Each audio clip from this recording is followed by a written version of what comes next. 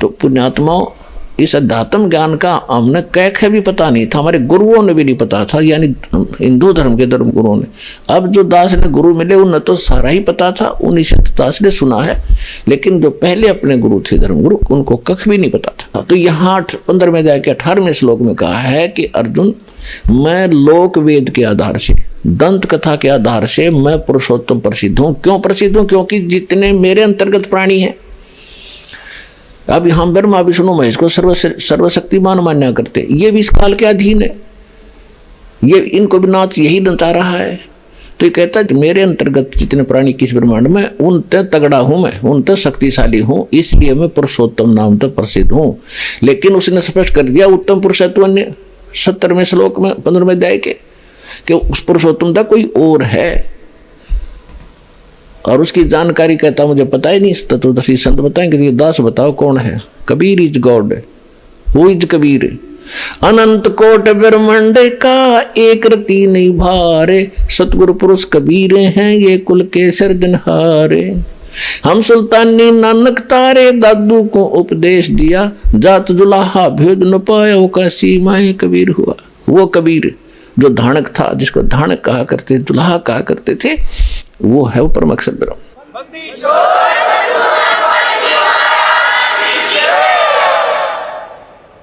अब वो है आपका पिता।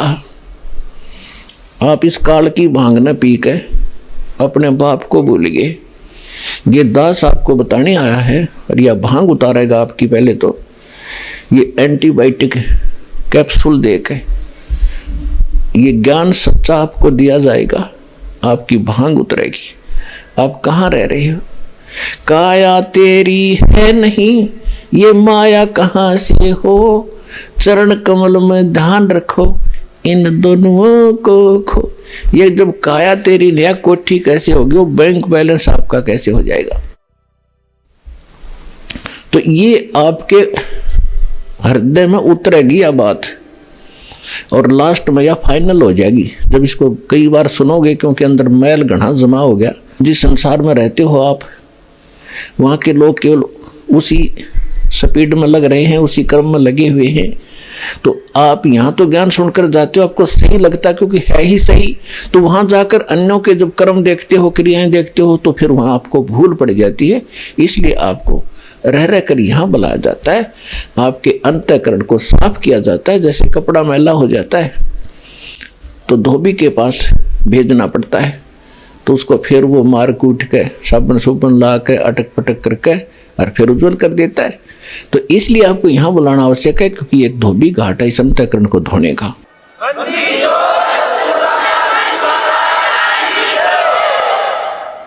और फिर आप जाओगे समाज में, कुछ दिन तो आपका अपना ये ज्ञान असर करेगा, फिर थोड़ी बहुत उनकी बातों पर फिर असर होना शुरू होगा। फिर आ जाओगे टाइम इतने, फिर सत्संग का समय हो गया, तो फिर आपका फिर सफाई हो जाएगी, फिर वो रुचि धीरे धीरे खत्म हो जाएगी। चाहे आपने अब जैसे बच्चे का ब्याह करते हैं, लड़के का या लड़की का, मेरा सांग काटें, नाचें कूदें और मस्तारें हैं, पता नहीं कितना खर्चा, फलान दे दे, दकड़ा दे दे, ये मायादारी मस्करानी बकवास चला दी। और हमारे जैसे मीडियम से लोग, गरीब आदमी, खाम खा कमर तोड़वाऊँ अपनी मतलब देखम देखा रीस करके। बच्चों का ब्याह कति सिंपल वे से करो। आप अगर सुख चाहते हो, भगवान चाहते हो, अपने बच्चों को सुखी देखना चाहते हो और मोक्ष चाहते हो, तो दास के एक एक वचन पर विश्वास करो। ये गॉड गिवन है, परमात्मा के वचन है, किसी डूम भाट के गीत नहीं, को अपनी तरफ से कोई बनाया हुआ वचन नहीं है। देखो हमारे भगवान आए थे, सारी सृष्टि के रचनहार, सबके पालनहार, एक झोपड़ी में रहा करते थे। क्यों?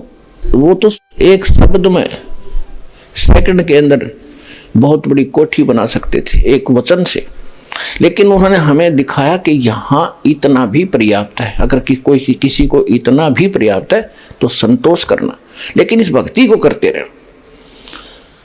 अब जैसे हम शादी ब्याह करते हैं, इसको कति कम खत्म करो, ब्याह सिंपल वे से करो, मतलब ब्याह तो करो लेकिन ये बकवाद मत करो, नाचना गाना। अब दास ने बहुत से ऐसे इतिहास देख लिए कि सामने कूद रहे हैं, नाच रहे हैं, डीजे बजा रहे हैं, और दुर्घटनाग्रस्त हो गया, वो लड़का मर गया जिसके ऊपर नाचे कूदे थे, जिसका विवाह था। अगले दिन टक्कर मार रहे हैं, रो रहे हैं। तो बताओ क्या हुआ? लड़का हो गया, लड़की हो जाए वैसे कोई दिक्कत नहीं, लड़का हो जाए फिर नाचो कूदो नमस्कार है। एक ब्याह और शुरू कर दिया, मेरा पीढ़िया लेकर आवे 10-20 और जाओ उस गेला, ये कोई बात हुई? अब एक व्यक्ति ने 10-12 वर्ष के बाद पोता प्राप्त हुआ, यानी पुत्र, उसका दादाजी वह था। दादाजी ने कहा भाई अपने पोते की खुशी में मैं बड़ा यज्ञ करूंगा। 10-12 गांव को आमंत्रित किया, खूब पैसा जुटाया, खूब दारू दूरू पियाई, शराब पियाई, नाचे कूदे। अगले वर्ष जन्मदिन आने से पहले पोता मर गया। अब टक्कर मारे सारा कुनबा, अब मना ले जन्मदिन, अब नाच कूद ले, बना खुशी। तो इस गंदे लोक में आप भांग पी कर नाच रहे हो, अज्ञानता के अंदर ये बकवाद कर रहे हो। यहाँ तो एक एक सांस गिन के काटना पड़ेगा आपने, जब आपको ये ज्ञान हो जाएगा। ये बकवाद नहीं भावोगे।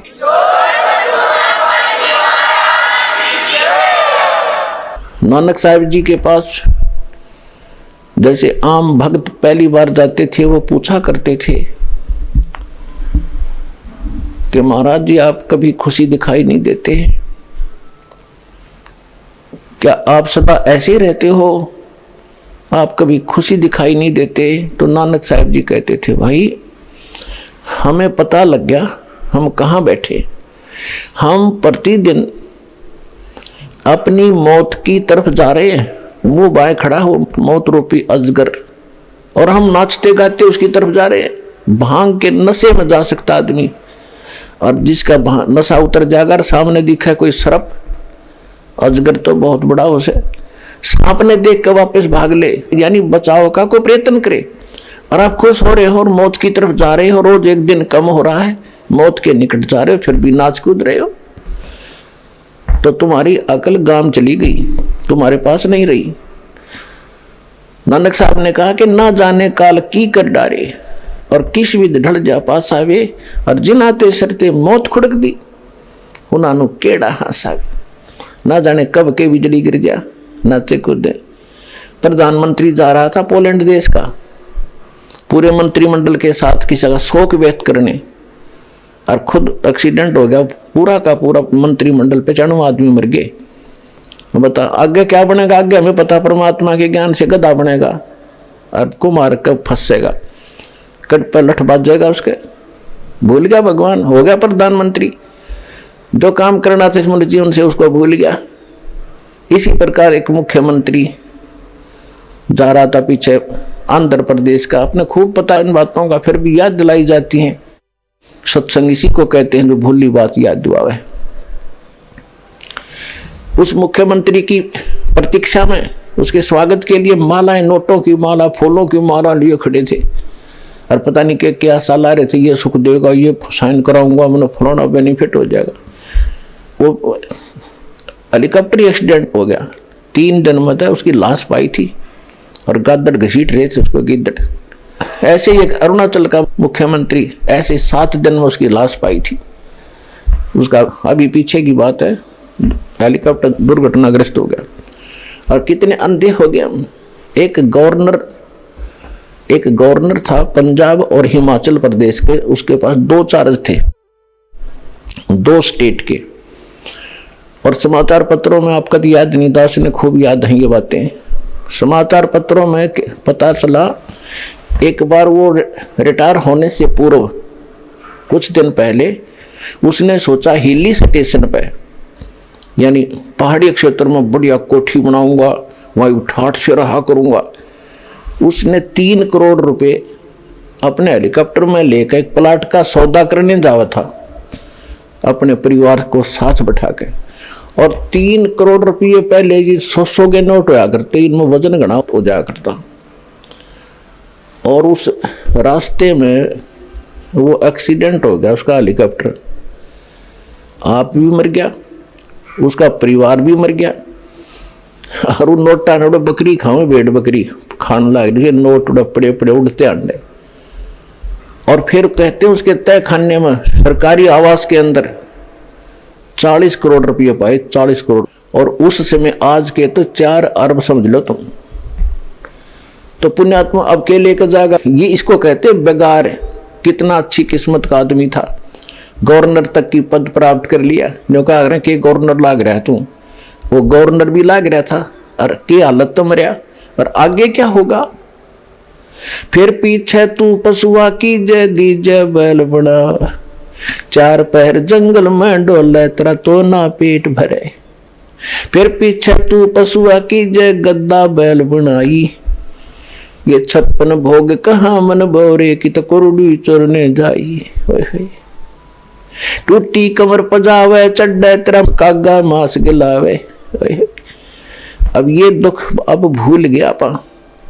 हमने सोचा नौ कृष्ण देखा, जिन्हें देखा वो बतावे और भगवान आकर बतावे, फिर हम उनसे भी ओवरटेक कराएंगे, भगवान से भी ऊपर चले जाएंगे हम। वो तो फिर हमारी बकवाद होगी, हमारी मूर्खता और कोई सात बोल देरी होगी, हमारी कोई करड़ाई है वह, जो हम भगवान के इन वचनों को अनदेखा करेंगे। ऐसे ही यहाँ एक बार हरियाणा स्टेट के 2 कैबिनेट मिनिस्टर शपथ ली थी 2-4 दिन पहले, हेलीकॉप्टर में बैठ कर चल पड़े।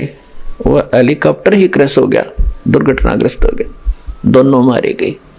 तो ऐसा नहीं है कि क्या हम ना मरेंगे। कई भगत कह देते हैं जी, हम ऐसी बातें बताते हैं तो संसार के लोग कहते हैं तुम नहीं मरोगे, हम भी मरेंगे।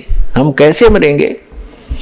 आए हैं सो जाएंगे ये राजा रंग फकीरे, एक सिंहासन चढ़ चले एक बंधे जात जंजीरे।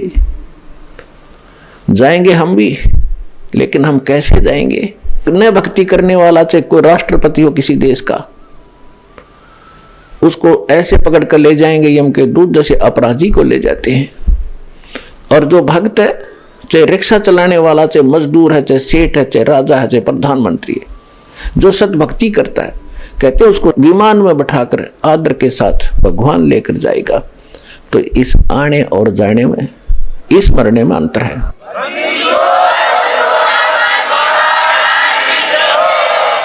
तो हमारे मरने में और संसार के मरने में बहुत घना अंतर होगा।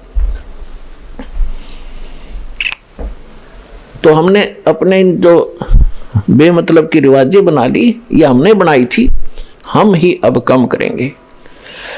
अपना विवाह बच्चों का सिंपल वे से करो, भगवान ने कर रखा होता है। हम तो बकवाद करें, बाद में ड्रामा करते हैं। अब विचार करो, जिस समय ब्रह्मा विष्णु महेश का विवाह हुआ था, आपने तो पता ही नहीं, इन बातों का ज्ञान दास बता रहा है, इसमें विश्वास करना। श्री देवी भागवत के 3रे स्कंद में 28-29 अध्याय में स्पष्ट किया है कि दुर्गा जी कहती है, दुर्गा इनकी माता है, ब्रह्मा विष्णु महेश की, और इसने कहा इन 3 लड़कियां अपने वचन से उत्पन्न की और वो समुद्र में छुपा दी। फिर इन्होंने सागर मंथन किया तो वो तीनों निकली। क्योंकि आप जी को कंप्लीट स्पिरिचुअल नॉलेज नहीं है, इसलिए ये पहले वाले 2 सागर मंथन हुए थे, इनका आपको पता नहीं। एक बार वेद निकले थे चारों, और दूसरी बार ये तीनों लड़कियां निकली थी। उसके बाद ये 14-15 रतन वतन, ये तो बाद की बातें हैं, बहुत लेटेस्ट। तो उसमें तीनों लड़कियां निकली, तीनों माँ के पास लाई गई। माता ने कहा बेटा इसका नाम सावित्री रख दिया, ब्रह्मा या तेरी पत्नी है, जाओ बेटा अपना संसार सफर तय करो, अपना घर बसाओ। दूसरी लड़की का नाम लक्ष्मी रख दिया और विष्णु जी को कह दिया, जा बेटा इसका नाम लक्ष्मी है या तेरी पत्नी है, अपना घर बसाओ। तीसरे को शंकर जी को कह दिया, ये उसका उमा नाम है और इसके साथ अपना तेरा ब्याह कर दिया, बेटा जा और घर बसाओ। हो गया ब्याह। ना वहाँ बाती थे, ना कोई बराती थे, ना हलवाई था जलेबी तारनिया लड्डू बनानिया, कोई बकवाद करनिया नहीं था। तो ये हमने कोरी बकवाद शुरू कर दी और ये अपने सिर पर बाहर धर दिया। सारी उम्र ये काम पूरे ना होते हैं, भक्ति करेंगे कब? तो इनसे हल्का होकर ही आप भजन कर पाओगे। यदि आपने समाज देखकर चलोगे तो आप भक्ति नहीं कर सकते, ठीक है, मोक्ष नहीं पाओगे। जैसा करोगे वैसा फल आपको मिल जाएगा, मुक्ति रह जाएगी। तो दास आपको एक विधि बता रहा है जिससे आप यहाँ भी सुखी हो जाओगे, आगे भी सफर अच्छा करोगे। और कम से कम अपना जितना आवश्यक हो उतना मकान बनाओ, भगवान कबीर परमेश्वर को देखकर अपना जीवन सुचारू करो, रीसेट करो। एक झोपड़ी में रहा करता था पूरा परिवार, ऊपर तो छान थी बराबर के ईंटों की, कच्ची ईंटों की बनाकर लीप दिया करते थे। हमने देखे हमारे दादी परदादी कच्ची झोपड़ियों में रहा करते थे, कच्चे मकान बनाया करते थे, तो वो भी तो सुखते जिया करते थे। मकान का काम तो केवल प्राकृतिक आपदाओं से, आंधी ओले बरसात गर्मी सर्दी से बचने का है। वो चाहे घना बड्डा बना ले, चाहे उसका संगमरमर ला ले, उसने उतना ही काम करना जो झोपड़ी कराया करे। आप सतकर मानना ये महल यहीं रह जाएंगे। कौरव पांडव लड़का मर गए इस लाल किले पे, इसमें अब यहीं बैठा है, काग बोल रहे इसमें, अब वो पता नहीं कहाँ कुतरू बने फिर रहे होंगे गधे। तो पुण्यात्माओं पाछा धोखा खा लिया, उससे ही सावधान होना पड़ेगा हमने पिछले दुखों को देखकर। और इसके सत्संग का लाभ भी यही है, जो आदमी सच्चाई को ग्रहण करे और जो हमारा हानिकारक वस्तु उसने तुरंत त्याग दे। बीड़ी शराब मांस तम्बाकू ये नर आहार नहीं है, ये तो राक्षस लोग कहा करते थे जो ऐसा खाद्य पदार्थ खाते थे। अब ये आम होता जा रहा है। तो ज्ञान के बिना, तत्व ज्ञान के अभाव से हम गलतियां पर गलती कर रहे हैं। तो जो प्रसंग चल रहा है वो परम अक्षर ब्रह्म है, जो सबका जनक है, सबका पालक है। और जैसे नानक साहब जी से फिर पूछा गया था कि हे महात्मा जी, क्या आप सदा ऐसे ही दुखी रहते हो? तो उन्होंने कहा था कि नहीं, वो खुश भी होता हूं। कब होता हूं? जब मेरे अनुयायी, मेरे शिष्य सत्संग में आ जाते हैं और सारे के सारे आ जाते हैं। एक आधा चलो नहीं आता, उससे पूछ लेते हैं भी क्या बात, वो नहीं आया, क्या कारण है? वो ठीक ठाक है, आकांक्षी वैसे ठीक है, वो किसी कारणवश नहीं आया। पहले थोड़े शिष्य होया करते थे, 100-200 मुश्किल से इकट्ठे होते थे। उस समय परमात्मा का नानक साहब जी को भगवान मिले थे, सचखंड लेकर गए थे, वापस छोड़ा था। कबीर परमेश्वर मिले थे और उसके बाद नानक साहब जी ने यही ज्ञान प्रारंभ किया था। वो हिंदू धर्म जन्मे थे, रामकृष्ण के पूजा स्वयं भी करते थे, उनका पूरा परिवार भी रामकृष्ण की ही पूजा करता था। तो उस समय इस मार्ग को इससे हटकर अलग से चलाना हंसी खेल नहीं था। उस समय नानक साहब के कोई ज्यादा शिष्य नहीं हुए थे, लेकिन कुछ पुण्यात्मा अवश्य उनको स्वीकार किया था, कुछ पुण्यात्माओं ने माना था। तो वो क्या कहते थे कि भाई साध मिले साडा शादी होंदी और विछड़ जा दिलगिरी वे, अख दे नानक सुनो जहाना मुश्किल हाल फकीरी वे। कि जब ये मेरे साध संगत, मेरे भक्त जब आते हैं यहाँ सत्संग में, तो मेरी खुशी का ठिकाना नहीं रहता। और जब ये बिछुड़ जाते हैं, आप अपने घर को जाते हैं, तब मुझे वही दुख छा जाता है। कारण क्या है कि संसार के अंदर ये ज्ञान नहीं है और इस भगवान की जानकारी किसी को नहीं है। इन बच्चों को मुश्किल से यह बात समझ में आई है, ये रहते हैं समाज के अंदर जो इसके विपरीत सब क्रियाएं भी कर रहा है, विपरीत ज्ञान भी रखता है। तो मुझे ये डर बना रहता है कि कहीं मेरे इस बाग में कोई कीड़ा ना लग जाए, कोई पौधा सूख ना जाए, कोई बच्चा भ्रमित होकर यहाँ से दूर ना चला जा। और जब ये यूं के यूं वापस आते हैं तो मेरी खुशी होती है कि परमात्मा की दया है इनके ऊपर, अभी कोई काल के दूत ने इनको खराब नहीं किया है। तो साध मिले साडा शादी होंदी, विछड़ जाए दिलगिरी वे, अख दे नानक सुनो जहाना ये मुश्किल हाल फकीरी वे। ये भक्ति करना इतना कठिन कर दिया इन लोगों ने, गलत ज्ञान प्रचार कर दिया और हम सच्चाई बता रहे हैं। तो इसके ऊपर भक्तों को लगाना, इस फकीरी माने भक्ति, इस भक्ति पर लगाना बड़ा कठिन हो गया हमारे लिए। तो यहाँ पुण्यात्माओं हमें खुशी हो रही है, ये बच्चे भगवान को पहचान रहे हैं और उमड़ उमड़ कर प्रत्येक सत्संग में उभर कर आ रहे हैं। तो दास की खुशी का कोई ठिकाना नहीं होता रहता कि परमात्मा दास का मिशन सफल हो रहा है, आपके बच्चे आपको पहचान रहे हैं। और पुण्यात्माओं परमात्मा के विचार दास आपको बताता है, इन विचारों को जन जन तक पहुंचाओ, इस मिशन को सफल करो। दास आपको एक सुखद जमाना देगा, पूरा विश्व सुख से जिया करेगा।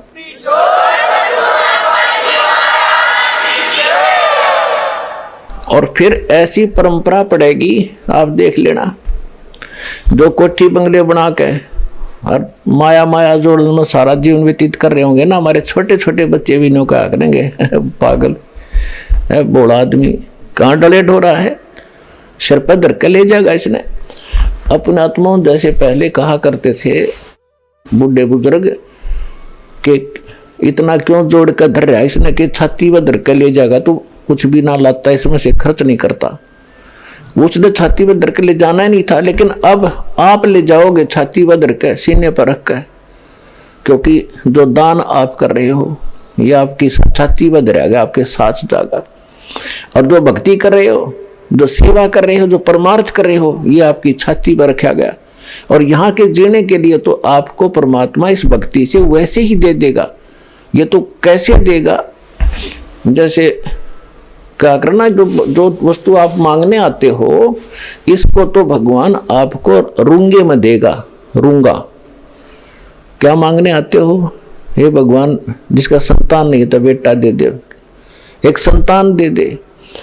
जो निर्धन है वो नौका भगवान गढ़ाए धन दे दे, मैं भी दुनिया की तरह जी कर देख लूं। रोगी है वो सोचे भगवान मेरा कष्ट निवारण हो जाए। और भी अंधा है वो नेत्र ही मांगने आता है। परमात्मा कहते हैं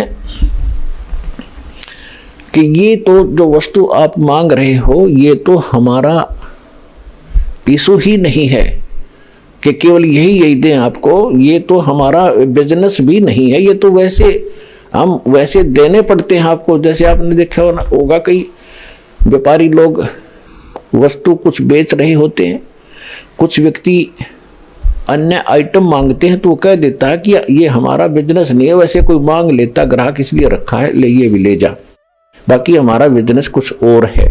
इसी प्रकार ये हाँ का जो उद्देश्य है आपको जन्म और मृत्यु से, जरा मरण से छुटवा के और उस सतलोक में भेजना है जहां जाकर आप कभी दुखी नहीं होगे, सदा का सुख होगा।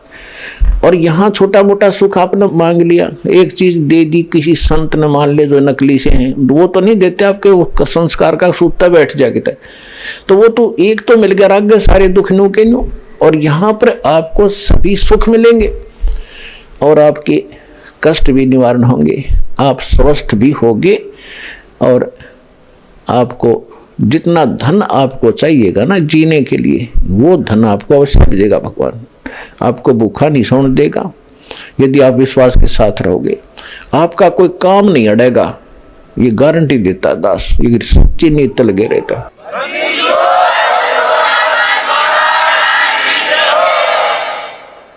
तो इस प्रकार तो हमने जो अपना जिस उद्देश्य को लेकर हम चल रहे हैं उस पर हमने दृढ़ रहना है। परमात्मा हमें क्या बताने आए थे, तो इसी प्रकार हमने अपने हर एक चीज को सुचारू रखना है, परमात्मा के ज्ञान को आधार बना कर जीना है।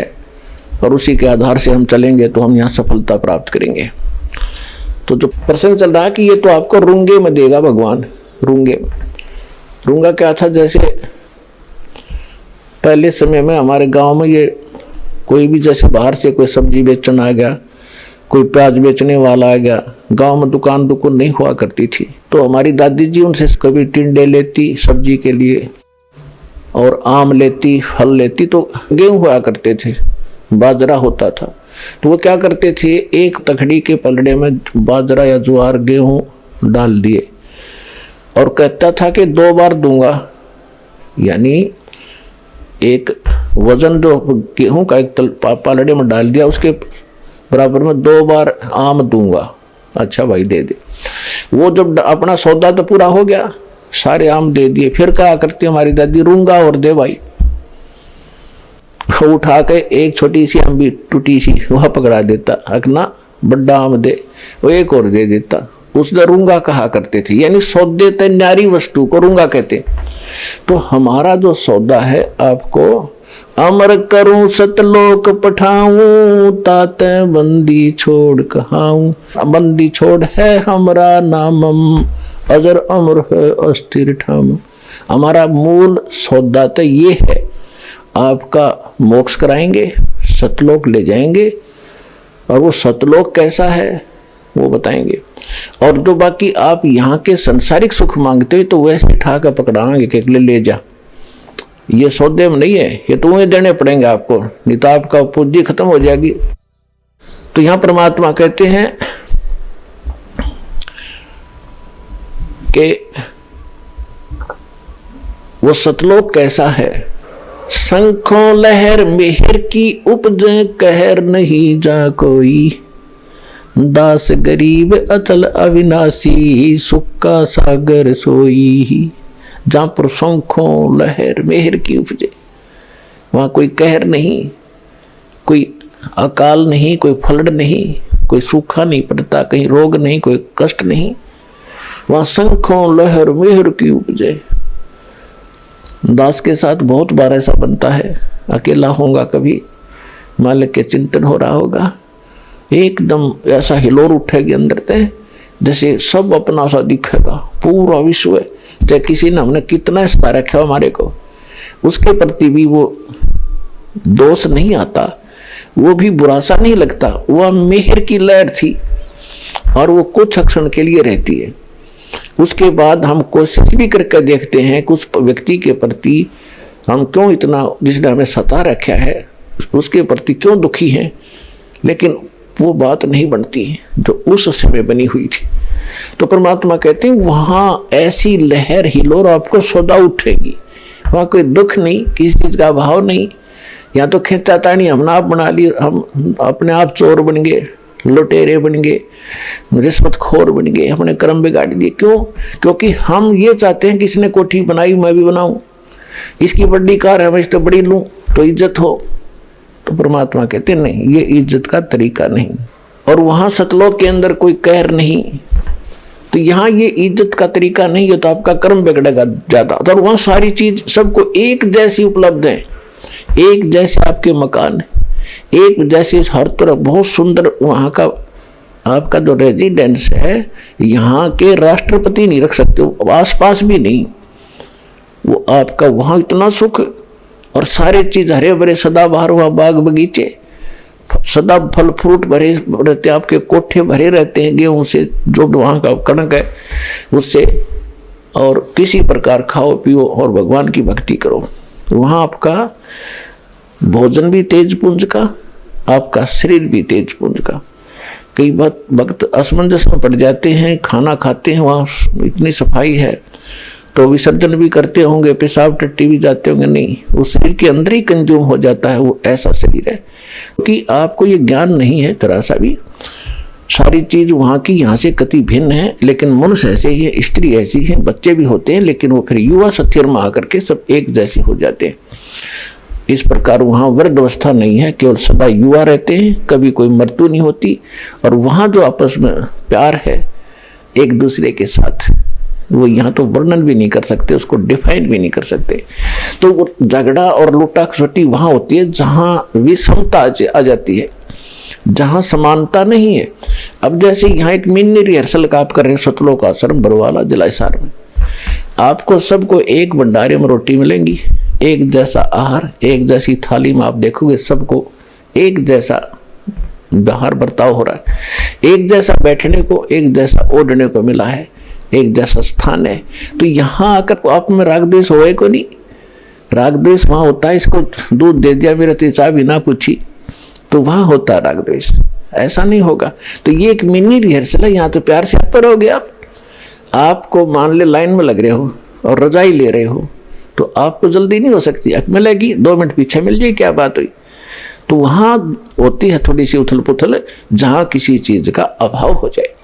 तो परमात्मा के उस लोक में किसी चीज का अभाव नहीं है, सबको हर चीज उपलब्ध है, सब सुखी हैं, वहां जन्म मृत्यु नहीं होती है, सब युवा है, वृद्ध अवस्था का दोष, वहां कष्ट नहीं है। इब्नो सोचो आपने यहाँ तो मरना पड़ेगा, आपने तो सबको मालूम है कि मृत्यु होगी, और हमारे पूर्वज चले गए, आप भी जाओगे, सबको मालूम है। और आप फिर जिस स्थान को और जिस संतान को आप अपनी मान रहे हो, आपकी है नहीं, ये तो परमात्मा का स्थान या पृथ्वी भगवान की है। और इस पर अरबों खरबों लोग इन किलों पर रजिस्ट्री करा करा मर गए, लड़ लड़ या मेरी, और वो कहाँ है, का मनमान की बिच्छू बन कर घूम रहा होगा कि तो जंगल में, अब वहीं रहेगी कोठी भी, वो किले एकड़ जमीन भी वहीं पड़ी रही। तो ये पूरी मालिक की माया है, उसी की संपत्ति है। और ये संतान, ये बच्चे आपके संस्कारवश जुड़े हैं, ये भगवान के बच्चे आपके नहीं हैं। और ये आप अपने मान भी रहे हो तो मृत्यु के बाद आप इनके नहीं रह सकते। तो इसलिए इस बात को आधार मान कर आपको रहना इन्हीं के अंदर है, क्योंकि आपका जो रोल है, भूमिका है, उसको पूरा करो, अपना पूरा करो, मालिक साथ रहेगा, आसानी से आपका आप लेखा जोखा सुलझ जाएगा। और फिर ये इरादा रखो कि फिर हम वहां जाएंगे सतलोक में, वहां की इच्छा बनाओ, इन पोते पोतिया में, इन कोठी कोठिया में यहां आशा मत रखो। इस ज्ञान से रह भी नहीं गई, मूर्ख होगा तो बेच सकते, और रहेगी तो आप फिर वापस आ जाओगे यहाँ पर। जहां आशा ता बासा होई, मन कर्म वचन सुमरियो सोई, ये विधान है। तो हम आशा सतलोक की बनाई, वापस इसी घर की नहीं बनावे। और यहाँ आगे उन्होंने भैंस बन के आ बैठे, अपने घर में भैंस बन गए, बता दूध ना देंगे तो घर वाले लठ मारेंगे, इंजेक्शन ठोकेंगे, तो के फायदा वापस यहाँ की आशा रखने का। कुत्ता बन के आगे तो टूक नहीं दे, द्वार पर बैठे रहना, कोई जूठा टोक कभी शुद्ध होगी तब डाल देंगे, ना बैठा रहोगे। तो ये सच्चा ज्ञान है, ये भगवान का दिया हुआ है, किसी डूम बाट के गीत नहीं है, कोई स्वार्थी व्यक्ति का बनाया ये विधान नहीं है। तो इसको आपने आधार बनाकर जीना भी है और ये भक्ति भी करनी है, तभी आप यहाँ से छूटोगे और सतलोक में जा बैठोगे।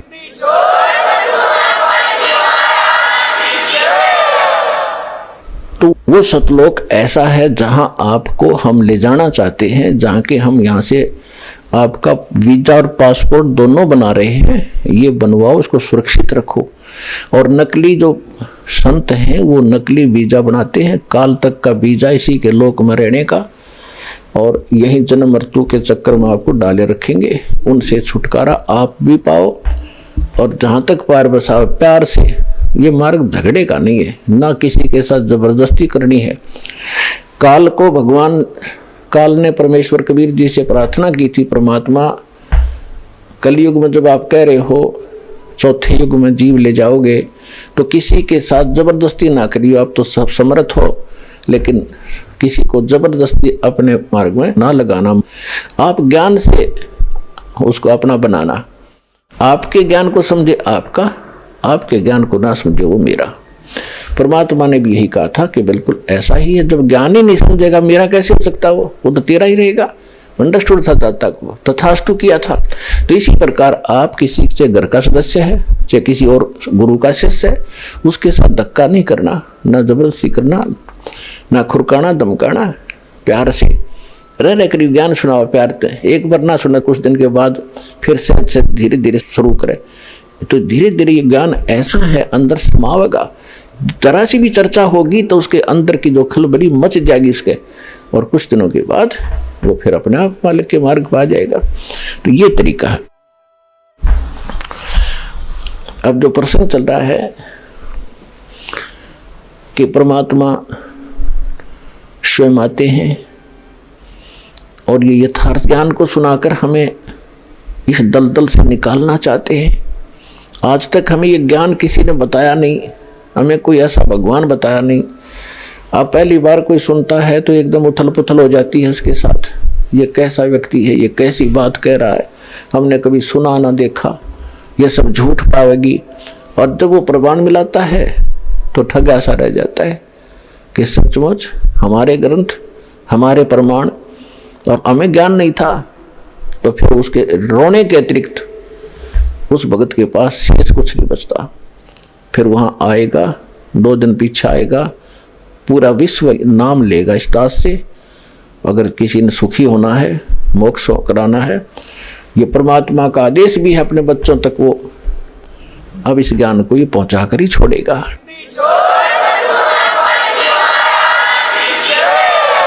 चाहे जो कितना भी दृढ़ होकर बैठ गया अपने गुरु के ज्ञान पर, मेरे गुरु का ज्ञान सही है, गुरु जी बिल्कुल सच बताते, मैं नहीं मानूंगा, लेकिन इस सत्य में इतना दम है यमुना का मानेगी।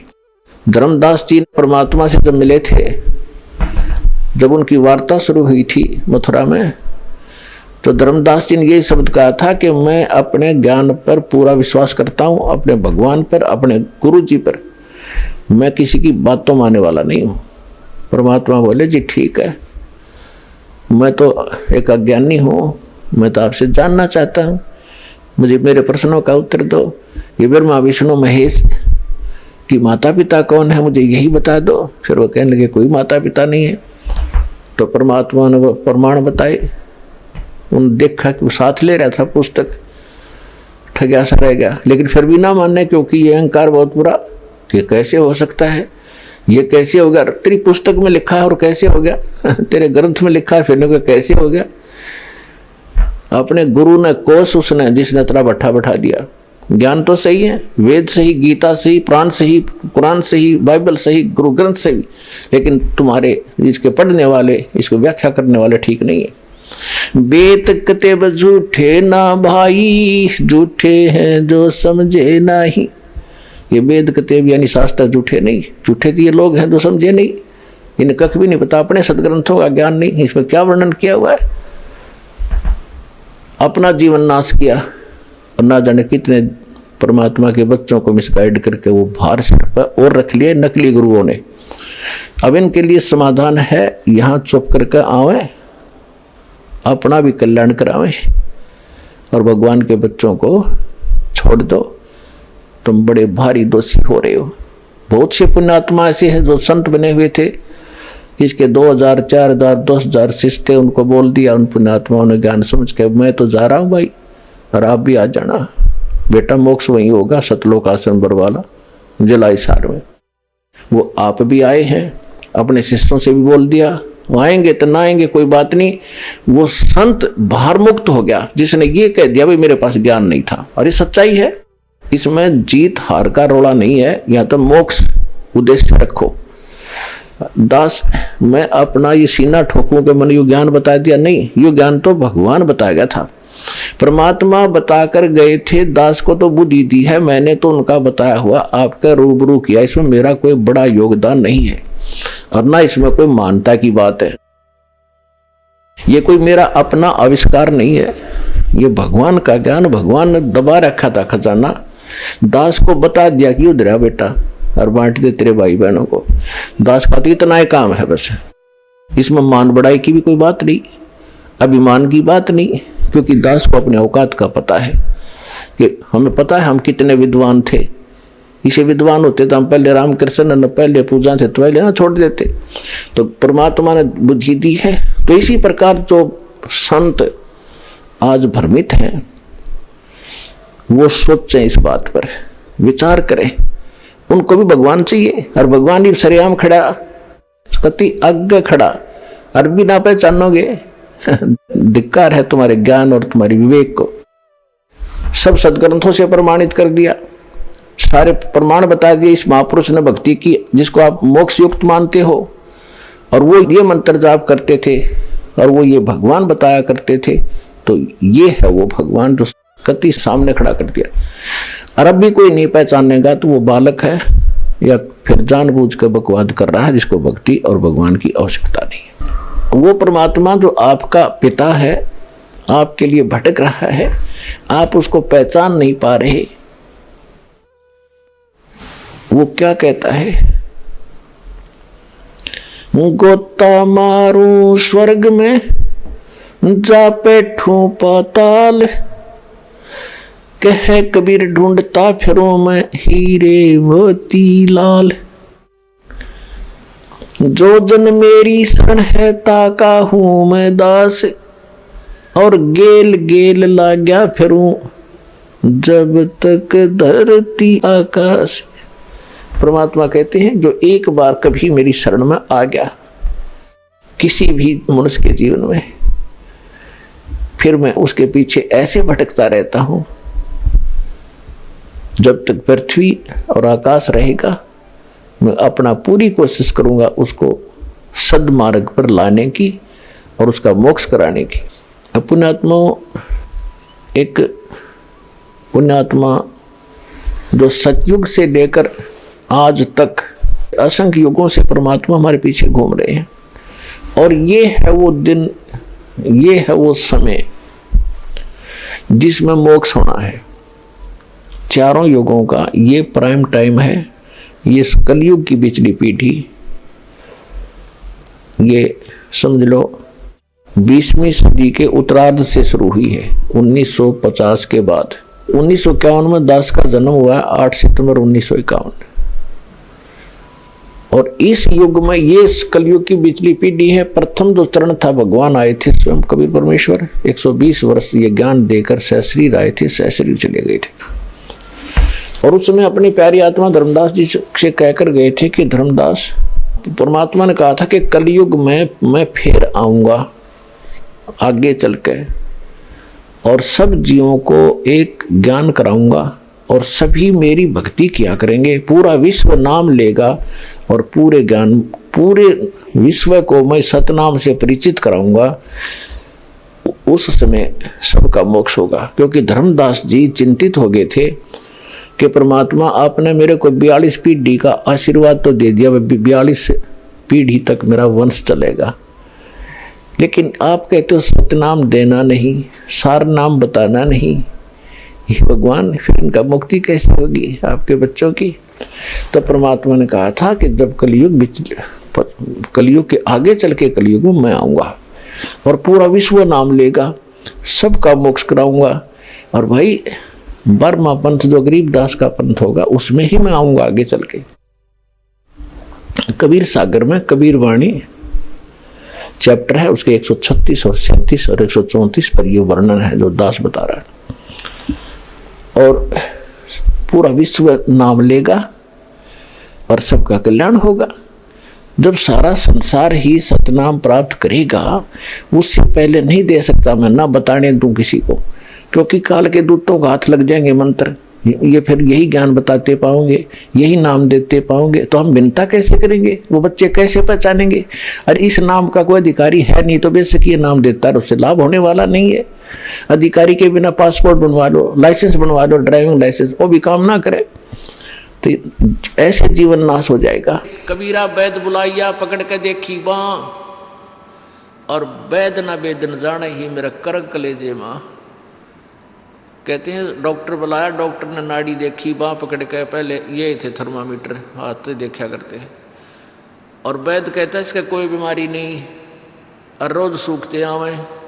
कहते हैं कबीरा वैद बुलाइया पकड़ के देखी बाँ, और वैद न वेदन जाने ही मेरा कर कलेजे माँ। उस परमात्मा की और यहाँ के दुखों का जो दुख है, यहाँ के दुखों को देख देख कर कुत्ते ने देखे खाज कि तो कीड़े पड़ रहे उसके हैं, किसी खाज लग रही है। ये भी पहले आप जैसे अड़े चौड़े हो कांडे थे और बढ़िया बढ़िया सूट गाड़ के चल रहे थे, भक्ति करी, कोई नाच बिरान माटी करवा ली। तो ये बातें उनको तुरंत याद आने लग जाएंगी जिनकी आंखों का मोतिया बिंदु का ऑपरेशन हो गया, अर्थात जिनको तत्व ज्ञान हो गया।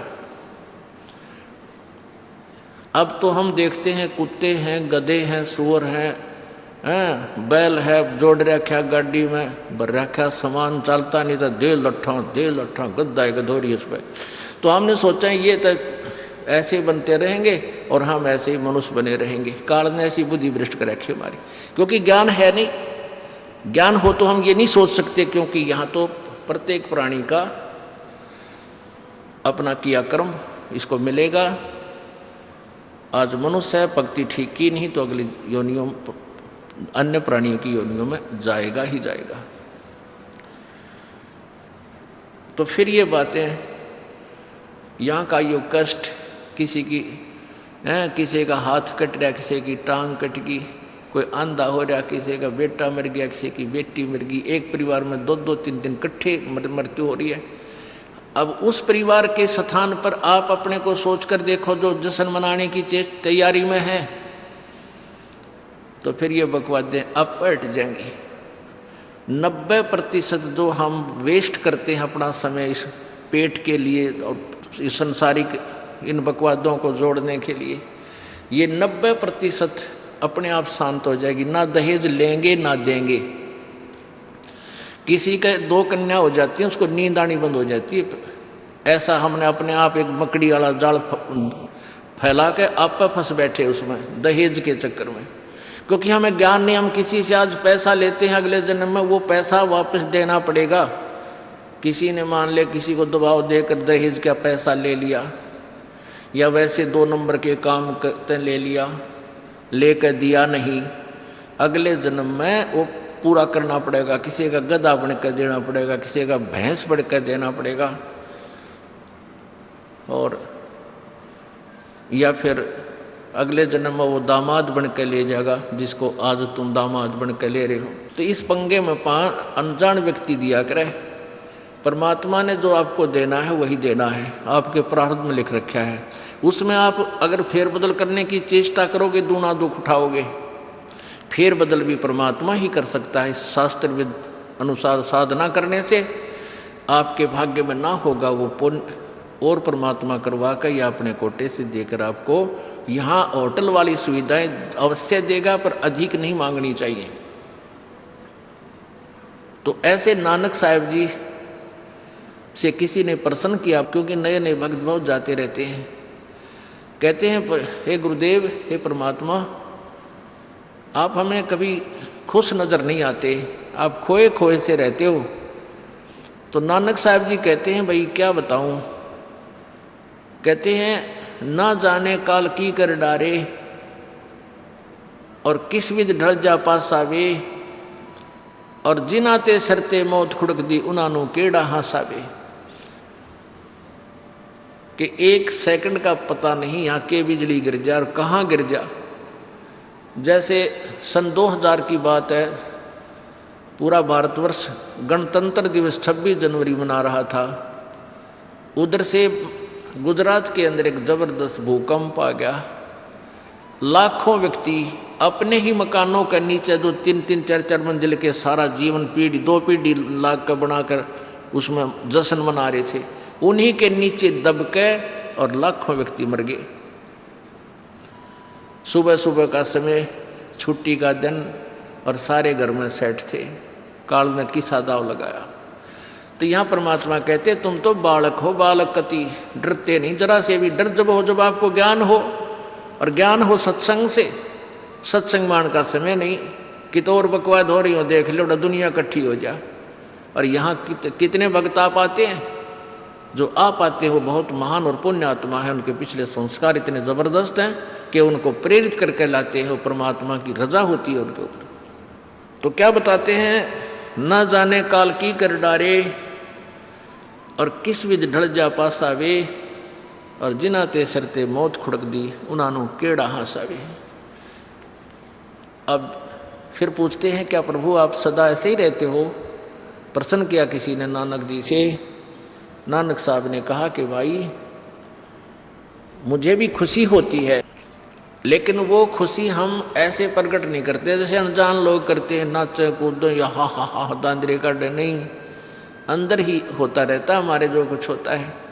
कहते हैं साध मिले साड़ी शादी होंदी, साध मिले साड़ा शादी होंदी, और विछड़ जा दिलगिरी वे, अखदे नानक सुनो जहाना मुश्किल हाल फकीरी वे। कि तुम भक्तजन जब आते हो मेरे पास सत्संग सुनने के लिए, और जो उपदेश ले चुके हैं, और फिर वो सारे के सारे रह कर मेरे पास आ रहे हैं, तो मुझे बहुत खुशी होती है। उस दिन हमारे विवाह होता है, शादी होती है, समागम होता है, चहल पहल होती है।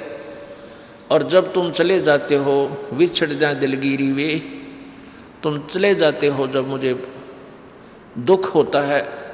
क्यों होता है कि तुम काल के उसमें पहुँच चले जाते हो, क्योंकि भक्त कम होते हैं और काल प्रेरित व्यक्ति ज़्यादा होते हैं। मुझे ये डर लगा रहता है कि कहीं ये भोली आत्मा उन काल के दूतों का ना फंस जा, और उनकी बातों माँ के भक्ति ना छोड़ दे, इनकी दुर्गति ना हो जा। जब तुम ठीक ठाक वापस आ जाते हो सभी, तो मेरी आत्मा खुश होती है। उस दिन मेरी खुशी का कोई ठिकाना नहीं होता, लेकिन वो होती है अंदर ही अंदर, लोग दिखावा नहीं होता। साध मिले साड़ शादी होंदी, और विछड़ जा दिलगिरी वे, अखदे नानक सुनो जहाना मुश्किल हाल फकीरी वे।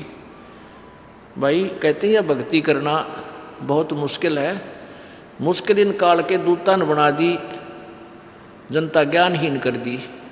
जो भक्ति नहीं करते वो तो सीधे काल के जाल में हैं ही। जो भक्ति करने की चेष्टा करते हैं तो किसी का तो पति लाठी ठाए पाओगा, तो उसके पति ने कोई और इंजेक्शन ला जाएगा। यो कि होया भाई हम भी तो नाम ले रहे हैं, हम वहाँ जाते हैं, हम तो 6 महीने साल में कभी कभी जाते हैं, और आप कहते हैं 10वें दिन भाग लेते हैं। तो भगत ने नाम ना ले रखा तो वो परेशानी पैदा करेगा ही करेगा। किसी की पत्नी ने नाम नहीं ले रखा, भगत ने ले रखा है, तो वह सींग पिनाए पावेगी। किसी के कहने सुनते जानते क्या सुनी घर में होगी। काल न तक करवाना है कि किसी प्रकार ये वहाँ जाना छोड़ दें, तेरे जाल में फंसे रहें, इसका तो पूरा प्रयत्न रहेगा। लेकिन पुण्यात्मा यु ज्ञान रूपी ढाल आपको इसलिए दी जाती है कि अपना बचाव करो और भक्ति मत छोड़ना, चाहे कुछ भी हो। आप पुण्यात्माओं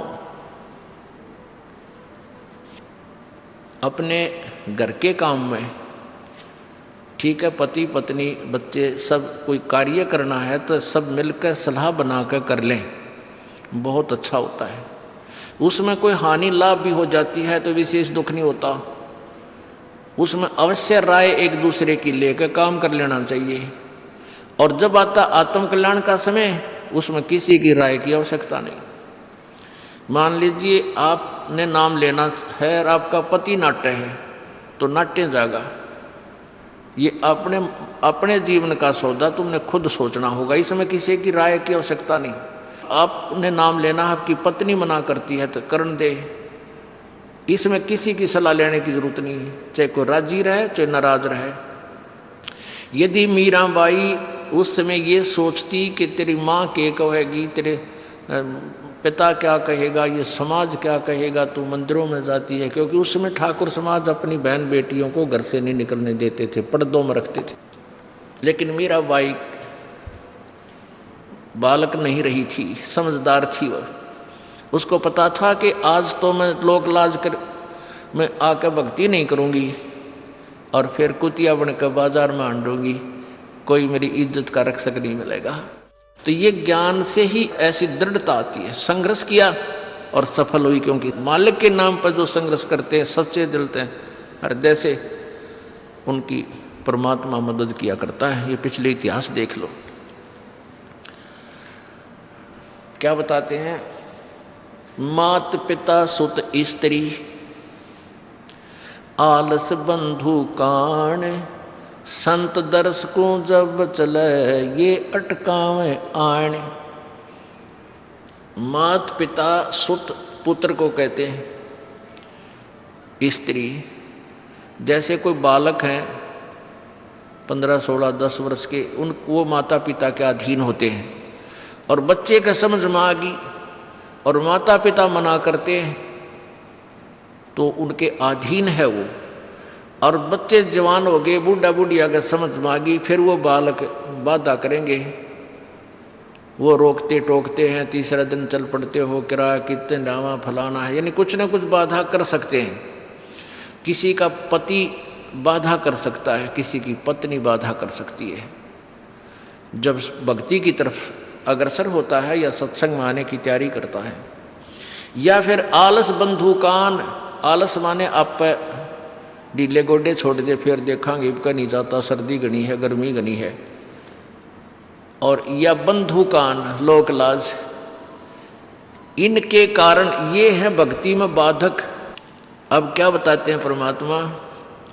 मात पिता सुत स्त्री आलस बंधु कान, संत दर्श को जब चले ये अटकावे आण। इनका अटकाया अटके नहीं और संत दर्श को जाए, कह कबीर सो संत है आवागमन नसावे। इनका अटकाया अटके नहीं और संत दर्श को जाए, यानी सत्संग में अवश्य जावे, कह कबीर सो संत है आवागमन नसाए, उसका कल्याण होगा। आज मीराबाई जी का कितनी श्रद्धा और आदर के साथ नाम लिया जाता है। और यदि वो उसी तरह की क्रियाएं करती जो उस समय की बहन बेटियां लोक लाज में फंस कर अपना जीवन बर्बाद करगी, आज वो कुतिया बनी आंडे। परमात्मा कहते हैं नकबे सर नकबे बनी वह पैर थी हार हमेल, और सुंदरी से वह कुतिया बनी सुन साहिब के खेल। बीबी पड़दे रहे थी डोडी लगे थी बार, अब गातु गाड़े फिरती हैं बन कुतिया बाजार। वो पर्दे की सुंदरी सुनो संदेशा मोर, इब गातु गाड़े फिरती हैं वो करें सराय शोर। अब जो डोडी पर्दे जिनका लग गया करते, पर्दे में रहा करती थी, जो अपने आप को उच्च घरों की बेटियां बहू कहा करती थी, उनके सत्संग की छीट लगी नहीं, करते बाहर निकली नहीं। पूर्व जन्म की पुण्यात्मा थी, उनको कोई रानी बन गई, कोई महारानी बन गई, कोई अच्छे घर में जन्म, इस मायाधारी मस्करिया का जन्म हो गया। और वो भगवान से दूर रहने के कारण फिर अगले जन्म में कुतिया की योनि पाती है। तब तो पर्दों में रहती थी, उंगली भी ना दिखने देती किसी बाहर, कहीं हमारी बेइज्जती ना हो जा, मेरी पत्नी जो है सत्संग में चलेगी तो इज्जत का नाश हो जाएगा। और वह इज्जत फिर वो गाड़ी आंडा है कुतिया बनकर। कहते नकबे सर नकबा बनी पैर थी हार हमेल, 1-1 लाख के गहने पहरा करती। आज वो सुंदरी से कुतिया बनी, देख साहिब के खेल।